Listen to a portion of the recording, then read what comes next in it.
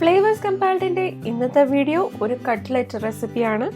കാച്ചിൽ കൊണ്ടുള്ള കട്ട്ലെറ്റ്. കേരളത്തിൽ വളരെ കോമൺ ആയിട്ടുള്ള ഒരു കിഴങ്ങ് വർഗ്ഗമാണ് കാച്ചിൽ.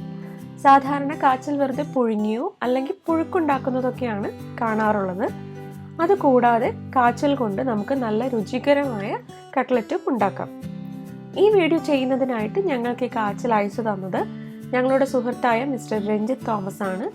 രഞ്ജിത്ത് തോമസിനും ഫാമിലിക്കും ഒരുപാട് താങ്ക്സ്. റെസിപ്പിയുടെ കാര്യം പറയുവാണെങ്കിൽ സാധാരണ വെജിറ്റബിൾ കട്ട്ലെറ്റ് ഉണ്ടാക്കുന്നത് പോലെ തന്നെയാണ്. ഡീറ്റെയിൽസ് നോക്കാം.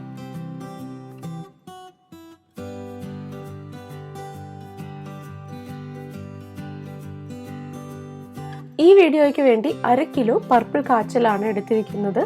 സാധാരണ വെള്ള കാച്ചിൽ കൊണ്ടും കട്ട്ലെറ്റ് ഉണ്ടാക്കാം. കാച്ചിൽ നല്ലപോലെ വൃത്തിയാക്കി കഷ്ണങ്ങളാക്കി എടുക്കണം.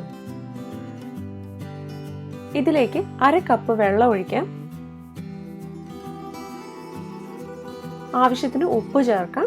1/2 ടീസ്പൂൺ ഉപ്പാണ് ചേർത്തത്.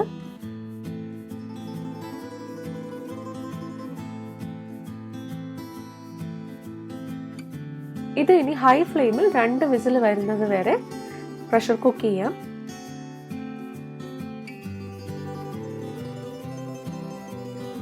പ്രഷർ മുഴുവൻ പോയതിനു ശേഷം കുക്കർ തുറക്കാവുന്നതാണ്.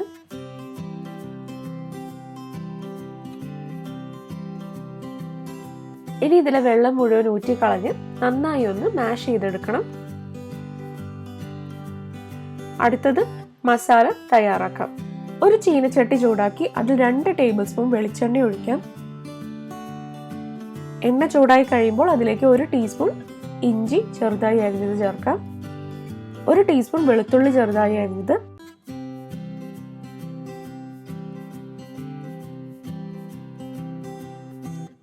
കുറച്ച് കറിവേപ്പില, 2 പച്ചമുളക് ചെറുതായി അരിഞ്ഞത്. എരിവ് അനുസരിച്ച് മുളകിന്റെ എണ്ണം അഡ്ജസ്റ്റ് ചെയ്യുക. 1 സവാള ചെറുതായി അരിഞ്ഞത്,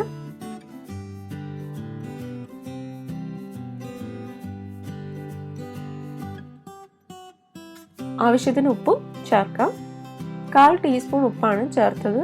ഇത്രയും നല്ലപോലെ വഴറ്റിയെടുക്കണം. സവാള നന്നായി വഴന്നു കഴിയുമ്പോൾ പൊടികൾ ചേർക്കാം. 1/4 ടീസ്പൂൺ മഞ്ഞൾപ്പൊടി,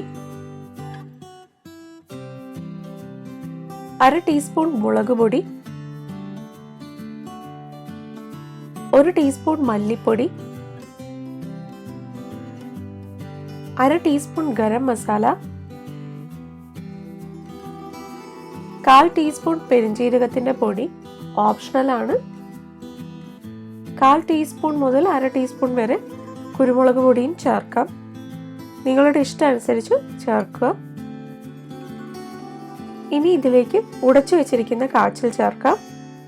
ഇത് നല്ലപോലെ മിക്സ് ചെയ്യണം. ഈ സമയം ഉപ്പ് നോക്കി, ഉപ്പ് പോരെങ്കിൽ കൂടുതൽ ചേർക്കാം. കട്ട്ലെറ്റിനുള്ള മസാല റെഡിയായി. ഇതിലേക്ക് വേണമെങ്കിൽ 4-5 ടേബിൾ സ്പൂൺ ബ്രെഡ് ക്രംസ് ഇട്ട് കൊടുക്കാം. മസാലയ്ക്ക് വെള്ളം കൂടുതലോ എരിവ് കൂടുതലോ ഒക്കെ ആണെങ്കിൽ അത് ബാലൻസ് ചെയ്യാനും ബ്രെഡ് ക്രംസ് ചേർക്കുന്നത് നല്ലതാണ്.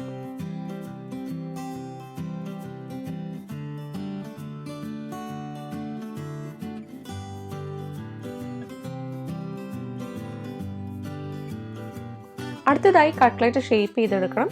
നിങ്ങൾക്ക് ഇഷ്ടമുള്ള ഷേപ്പിൽ കട്ട്ലെറ്റ് റെഡിയാക്കാം.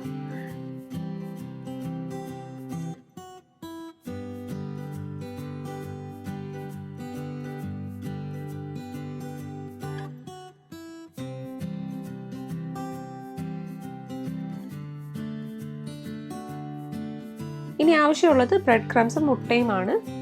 1 മുതൽ 1.5 കപ്പ് വരെ ബ്രെഡ് ക്രംസ് റെഡിയാക്കി വെക്കാം.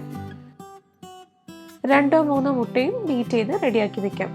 മുട്ട തീരുന്നതനുസരിച്ച് കൂടുതൽ മുട്ട ബീറ്റ് ചെയ്താൽ മതിയാകും.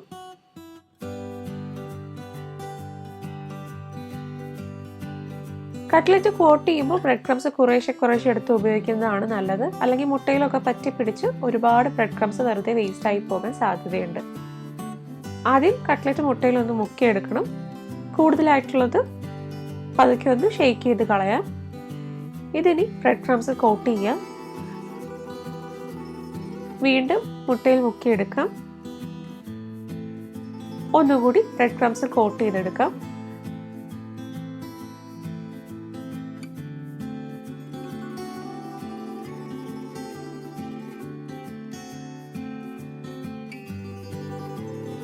അങ്ങനെ എല്ലാ കട്ട്ലറ്റുകളും റെഡിയാക്കി വെക്കാം.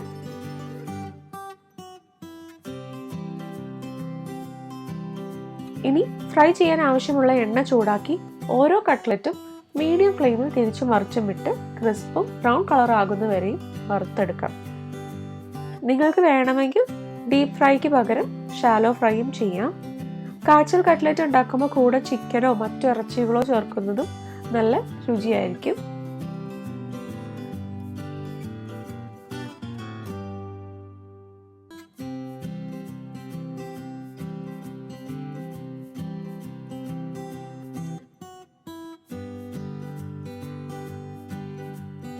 അങ്ങനെ കാച്ചിൽ കട്ട്ലറ്റ് റെഡിയായി കഴിഞ്ഞു. അണിയൻ സാലഡിൻ്റെ കൂടെയോ കെച്ചപ്പിൻ്റെ കൂടെയോ സെർവ് ചെയ്യാം. അപ്പോൾ എല്ലാവരും ഉണ്ടാക്കി നോക്കുക, അഭിപ്രായം പറയുക. ഇതിൻ്റെ ഫോട്ടോ നിങ്ങൾക്ക് ഷെയർ ചെയ്യണമെന്നുണ്ടെങ്കിൽ ഫ്ലേവേഴ്സ് കമ്പൈൽഡിൻ്റെ ഇൻസ്റ്റാഗ്രാം പേജിലേക്ക് മെസ്സേജ് അയയ്ക്കുകയോ നിങ്ങളുടെ പോസ്റ്റിൽ ടാഗ് ചെയ്യുകയോ ചെയ്യാം. നിങ്ങളുടെ ഫീഡ്ബാക്ക് ഈ വീഡിയോയ്ക്ക് താഴെ കമൻറ്റ് ചെയ്യുക. ഈ വീഡിയോ ഇഷ്ടപ്പെട്ടെങ്കിൽ ലൈക്ക് ചെയ്യുക, ഷെയർ ചെയ്യുക. ഇതുപോലുള്ള കൂടുതൽ വീഡിയോസ് കാണുവാനായി ഫ്ലേവേഴ്സ് കമ്പൈൽഡ് ഈ ചാനൽ സബ്സ്ക്രൈബ് ചെയ്യുക. കൂടെയുള്ള ബെല്ലൈക്കൺ കൂടെ പ്രസ് ചെയ്യുവാണെങ്കിൽ പുതിയ വീഡിയോസ് അപ്ലോഡ് ചെയ്യുമ്പോൾ നിങ്ങൾക്ക് നോട്ടിഫിക്കേഷൻ ലഭിക്കുകയും ചെയ്യും. മറ്റൊരു വീഡിയോയുമായി വീണ്ടും കാണാം. Thank you.